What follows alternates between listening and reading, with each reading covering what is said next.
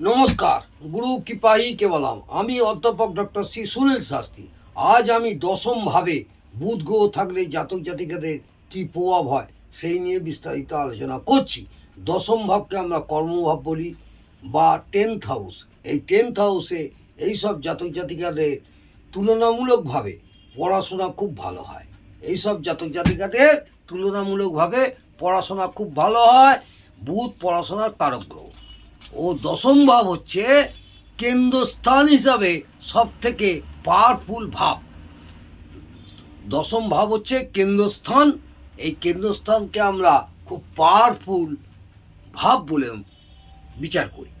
এবং দশমভাবে বুধ বসলে, দশমভাবে যদি বুধ গ্রহ বসে থাকে তাহলে চতুর্থ ভাবকে সোজাসুজি দৃষ্টি দেয়। দশম ভাব থেকে চতুর্থ ভাবে সোজাসুজি দৃষ্টি দেয়। ও চতুর্থ ভাব হলো পড়াশোনার কারক ভাব। চতুর্থ ভাব হলো পড়াশোনার কারক ভাব। যে সমস্ত কাজে খুব তাড়াতাড়ি বুদ্ধির প্রয়োগ করতে হয়, যে সমস্ত কাজে খুব তাড়াতাড়ি বুদ্ধির প্রয়োগ করতে হয়, সেই সমস্ত কাজে এরা পারদর্শী হয়। যেমন ম্যানেজমেন্টের কাজ, কারণ বুধ ভালো ম্যানেজ করতে পারে। ও দশম ভাব হলো কর্ম। দশম ভাব হলো কর্ম। তুলনামূলকভাবে কর্মক্ষেত্রে এরা নাম যশ খুব পায়, কারণ দশম ভাব থেকে কর্মের জন্য প্রাপ্ত নাম যশ হয়। এটা মাথায় রাখবেন। কর্মক্ষেত্রে এদের স্থিরতা থাকে না। কর্মক্ষেত্রে এদের স্থিরতা থাকে না, কারণ বুধ বালগ্রহ এবং চঞ্চল। তুলনামূলকভাবে এদের বন্ধু সার্কেল অনেক বড় হয়। এরা নিজেদের চেষ্টায় ও বুদ্ধির জোরে ভালো অনেক যোগাযোগ পায়। তাই অনেক কাজ পায় ও রোজগার করতে পারে এবং বাড়ি গাড়ি অনেক কিছু এরা করতে পারে। সম্পত্তিও করে, অর্থাৎ অর্থশালী হয়।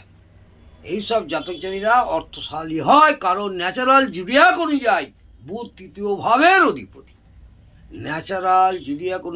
বুধ তৃতীয় ভাবের অধিপতি হওয়ার কারণে বুধ চেষ্টার, সাহসের, যোগাযোগের ও কাজ ম্যানেজ করার কারক গ্রহ।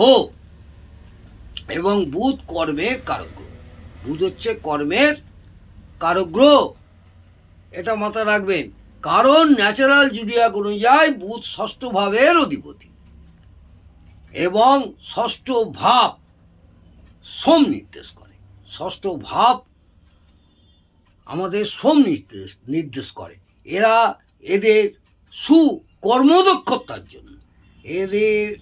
সুকর্মদক্ষতার জন্য সরকারের কাছ থেকে অ্যাওয়ার্ড পায়, কারণ দশম ভাব থেকে সরকারের বিচার করা হয় ও কর্মেরও বিচার করা হয়। দশম ভাব থেকে সরকারেরও বিচার করা হয় এবং কর্মেরও বিচার করা হয়। এই বুধের সাথে শনি মঙ্গল রাহু থাকলে কর্মজীবনে সমস্যা হয়, কারণ শনি হতাশা দেয়। শনি কি করে? হতাশা দেয়। রাহু কর্মে সন্তুষ্টি দেয় না। ও মঙ্গল হলো বুধের চরম শত্রু। মঙ্গল গ্রহ হলো বুধ গ্রহের চরম শত্রু এবং অশান্তি ঝামেলার কারক গ্রহ। এটা মাথায় রাখবে। এই বুধের সাথে রবি থাকলে এরা ভালো রাজনীতিবিদ হয়। এই বুধের সঙ্গে যদি রবি গ্রহ থাকে তাহলে ভালো রাজনীতিবিদ হয়, খুব ভালো সুবক্তা হয়, কারণ বুধ বক্তৃতার কারক গ্রহ ও দশম ভাব এবং রবি হলো রাজনীতি বা সরকার। এই বুধের সাথে রাহু বা কেতু যুক্ত থাকবে, এই বুধের সাথে যদি রাহু বা কেতু যুক্ত থাকে তাহলে পকেটমারি, হাত সাপায়ের কাজ, চুরি খুব ভালো করে, কারণ বুধ সাপায়ের কারক গ্রহ। বুধ হচ্ছে সাপায়ের কারক গ্রহ এবং খুব দ্রুত কাজ করে, কারণ চন্দ্রের পরেই বুধ দ্বিতীয় বা দ্রুতগামী গ্রহ।